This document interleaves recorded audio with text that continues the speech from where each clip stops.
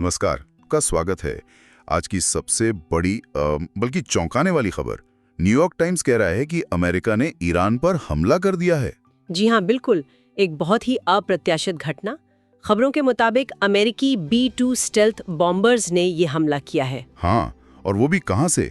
Diego Garcia base से उड़ान भरी, ईरान के एयर स्पेस में घुसे और 3 अहम परमाणु ठिकाने फोर्दो, नतांज और इस्फहान, इन पर बमबारी करके वापस। और ये B-2 बॉम्बर्स, ये कोई आम विमान नहीं है। इन्हें डिटेक्ट करना लगभग नामुमकिन माना जाता है। सही कहा। और कीमत, एक बॉम्बर की कीमत $2.1 बिलियन से ज्यादा, मतलब करीब 17,500 करोड़ रुपए। सोचिए जरा। बिल्कुल। और हमले के फौरन बाद डोनाल्ड ट्रंप का बयान भी आ गया। हाँ, उन्होंने दुनिया को संबोधित किया। क्या कहा उन्होंने? उनका कहना था कि ईरान दुनिया में आतंकवाद का नंबर 1 स्पॉन्सर है और अमेरिका ने उसके परमाणु कार्यक्रम को रोकने के लिए ये कदम उठाया है। तो ये बहुत बड़ा डेवलपमेंट है।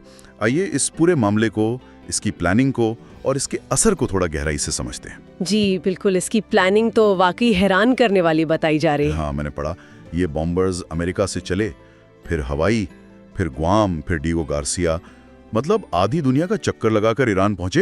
ये तो कमाल है। अविश्वसनीय लगता है ना? और माना जा रहा था कि ईरान तैयार था। शायद रूस और चीन की मदद से उन्हें अंदाजा था कि हमला हो सकता है। हाँ, लेकिन अमेरिका ने यहाँ भी एक चाल चली है ना? बिल्कुल।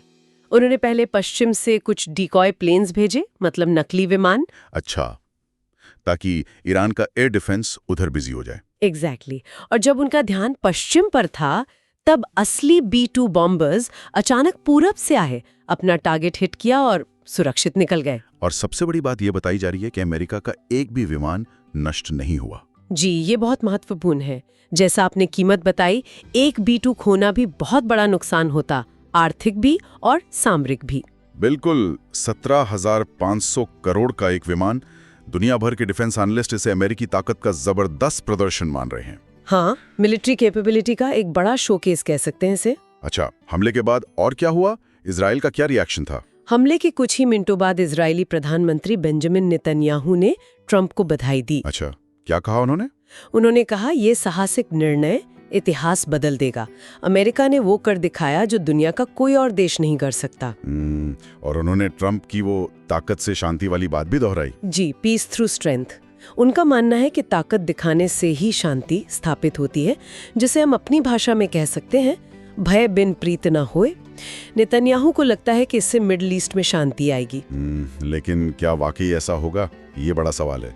ईरान ने क्या कहा है? ईरान ने कहा है कि वो अब सीधे अमेरिका को निशाना बनाएगा। ये सीधी धमकी है। ओह, और उनके प्रॉक्सी ग्रुप्स जैसे यमन में हूथी, लबनान में हिजबुल्लाह, हाँ, वो भी सक्रिय हो सकते हैं। इससे ये लड़ाई और फैल सकती है, मिडिल ईस्ट में तनाव और बढ़ सकता है। और सबकी नजरें स्ट्रेट ऑफ हॉर्मुज पर होंगी अब। बिल्कुल, दुनिया का लगभग 20% तेल वहीं से गुजरता है। अगर ईरान ने उसे ब्लॉक करने की कोशिश की तो तेल बाजार में हाहाकार मच जाएगा, कीमतें आसमान छू सकती हैं। बिल्कुल, ये एक बहुत बड़ा रिस्क है। एक और बड़ा सवाल, क्या अमेरिका ने वाकई ईरान का परमाणु कार्यक्रम खत्म कर दिया? ट्रंप कह रहे हैं फोर्दो साइट नष्ट हो गई। देखिए, फोर्दो साइट का मामला थोड़ा पेचीदा है। ये एक पहाड़ी इलाके में है और जमीन से करीब 90 मीटर नीचे बनी है। 90 मीटर, बहुत गहरा है। अमेरिका ने कौन से बम इस्तेमाल किए? उन्होंने GBU-77 बंकर बस्टर बॉम्ब्स इस्तेमाल किए। ये बम जमीन में 60 मीटर तक घुस सकते हैं। तो फिर 90 मीटर नीचे का टारगेट कैसे हिट हुआ? 60 मीटर ही तो जा सकते हैं बम। अमेरिका का दावा है कि उन्होंने एक ही जगह पर बिल्कुल सटीक निशाने पर एक के बाद एक कई बम गिराए। मतलब पहला बम गड्ढा बनाता है, दूसरा उसी में और गहरा जाता है। इस तरह वो टारगेट तक पहुंचे। अच्छा, ये उनकी थ्योरी है। जी, लेकिन ईरान क्या कह रहा है? हाँ, ईरान का क्या दावा है? ईरान कह रहा है कि उन्हें हमले का अंदेशा था, इसलिए उन्होंने अपने जरूरी उपकरण और शायद लोग भी पहले ही वहां से हटा लिए थे। और उनका कहना है कि बंकर बस्टर बॉम्ब केवल साइट के एंट्री पॉइंट तक ही पहुंचे, अंदर ज्यादा नुकसान नहीं कर पाए।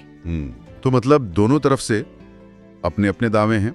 अभी सच क्या है ये कहना मुश्किल है। जी बिल्कुल, अभी स्थिति साफ नहीं है। दोनों पक्ष शायद प्रोपेगेंडा भी कर रहे हों। तो ये थी अमेरिका के ईरान पर कथित हमले की कहानी।